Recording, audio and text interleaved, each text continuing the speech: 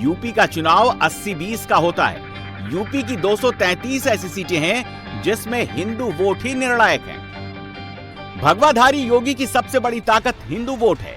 UP में 2 बार 60% से ज्यादा वोटिंग हुई और दोनों बार यूपी में भगवा लहराया। अगर बंगाल की तरह 90% हिंदू निकल आए तो योगी की जीत को कोई नहीं रोक पाएगा। देखिए, विपक्ष का काम है सवाल खड़ा करना, सरकार का काम है अपना काम करना। और हमारे जिन साथियों ने आज शपथ ली है, निश्चित है कि प्रदेश के विकास में और आने वाले चुनाव में बड़ा योगदान होगा। और विपक्ष तो हमेशा हर इशू पर सवाल खड़ा करता है। इससे कितना आपको लगता है कि सरकार में और मजबूती मिलेगी, कितना आप लोग वेलकम करते हैं? देखिए, एक संदेश मनोज पांडे जी को लेकर के बहुत सारी बातें हो रही। बंगाल का चुनाव और बिहार का चुनाव संदेश दे दिया है। विपक्ष के लोग पता लग गया है। जिस दिन बंगाल का रिजल्ट आ रहा था उस दिन अखिलेश जी 4 घंटा भी होश थे। आज कितना में अपने नए मंत्रियों का स्वागत करते हैं? नए मंत्रियों का हम स्वागत करते हैं, अभिनंदन करते हैं। और हमारे नए मंत्री सरकार में और संगठन में एक मजबूत पिलर के रूप में साबित होंगे। इसीलिए अब योगी ने यूपी में जातियों को जोड़कर हिंदू वोट का सॉलिड वोट बैंक तैयार कर रहे हैं।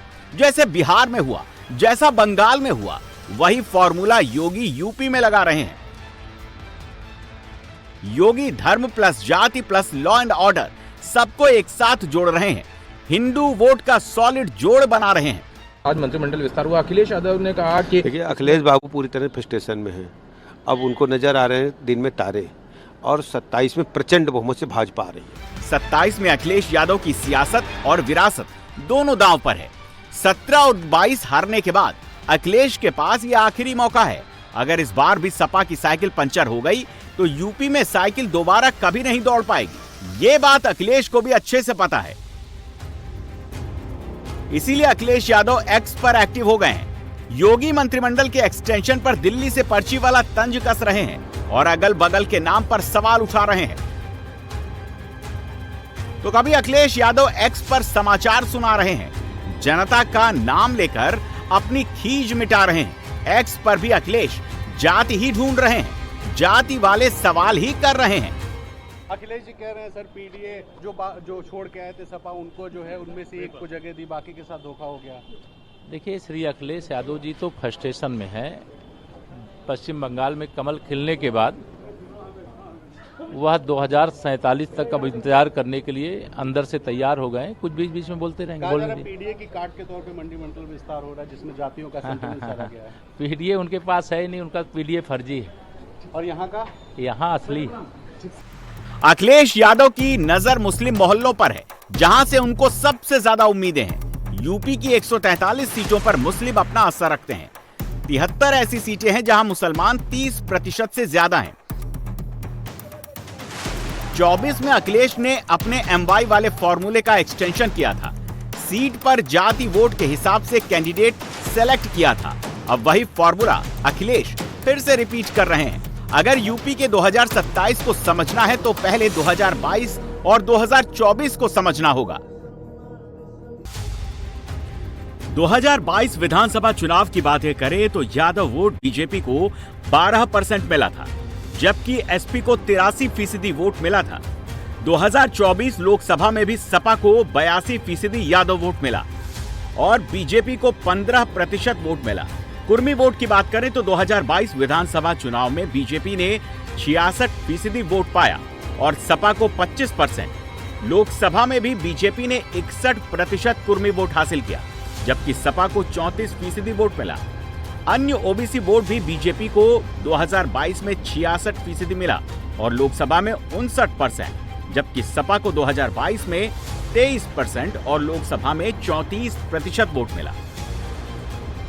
2024 में अखिलेश को अन्य ओबीसी जाति के साथ साथ दलितों और मुस्लिमों के वोट का बड़ा हिस्सा ट्रांसफर हुआ था, जिसमें 24 में योगी की कैलकुलेशन को झटका लगा था। जाटव वोट पिछले विधानसभा चुनाव में बीजेपी को 21% मिला तो सपा को सिर्फ 9%। लोकसभा चुनाव में जाटव वोट लेकर फाइट दिखी। बीजेपी को 24% और सपा को 25% वोट मिला। गैर जाटव 2022 में 41% बीजेपी को मिला, सपा को 23%। 2024 में बीजेपी को 29% गैर जाटव वोट मिला तो सपा को 56%। मुस्लिम वोट की अगर बात करें तो बीजेपी को 22 में 8% और लोकसभा में 2%, जबकि अखिलेश को दोनों चुनाव में एक मुश्त वोट मिला। 2022 में सपा को भाईजान का 79% और लोकसभा में यह परसेंटेज बढ़कर 92% हो गया। ज़्यादा वक्त नहीं है 2027 के चुनाव में, पीडीए की काट आप लोग कैसे करेंगे? अखिलेश यादव का बड़ा नैरेटिव है ये। देखिए, जहाँ तक पीडीए की बात है, जब अखिलेश जी मुख्यमंत्री थे तब तो पीडीए के लिए कुछ किया नहीं। अब जब मामला फंस गया तो पीडीए कहने से क्या लाभ होगा। ऐसा है कि जो अभी लोकसभा का चुनाव हुआ था तो राहुल जी ने, अखिलेश जी ने संविधान दिखा के मीटिंगों में संविधान खतरे, संविधान का तो दलित समाज, ओबीसी समाज जिनको आरक्षण मिलता है वो सब घबरा गए। रिएक्शन हुआ, उसमें सपा के एमपी ज़्यादा जीत गए, कांग्रेस के जीत गए। और एक बार कोई जुगाड़ है, एक बार चलती, बार बार नहीं चलती है। 2027 में अखिलेश अपने इसी फॉर्मूले को रिपीट कर रहे हैं, लेकिन उनकी काट योगी ने 2 साल पहले ही निकाल ली थी। योगी ने यूपी के उपचुनाव में 8-2 से अखिलेश को पीछे कर दिया था। उपचुनाव में योगी ने गाजियाबाद, कुंदरकी, मीरापुर, मझवा, कटेहरी, फूलपुर, खैर और मिल्कीपुर की सीट जीत ली थी। 60% मुस्लिम वोट वाली कुंदरकी में बीजेपी ने 31 साल बाद कमल खिलाया था। 25% मुस्लिम वोट वाली कटेहरी भी छीन ली थी। जिस अयोध्या लोकसभा की जीत का दम अखिलेश दिल्ली तक भरते हैं, वही अवधेश प्रसाद मिल्कीपुर का किला भी नहीं बचा पाए थे। कुंदरकी, कटेहरी और मिल्कीपुर तीनों सीट सपा के पास थी।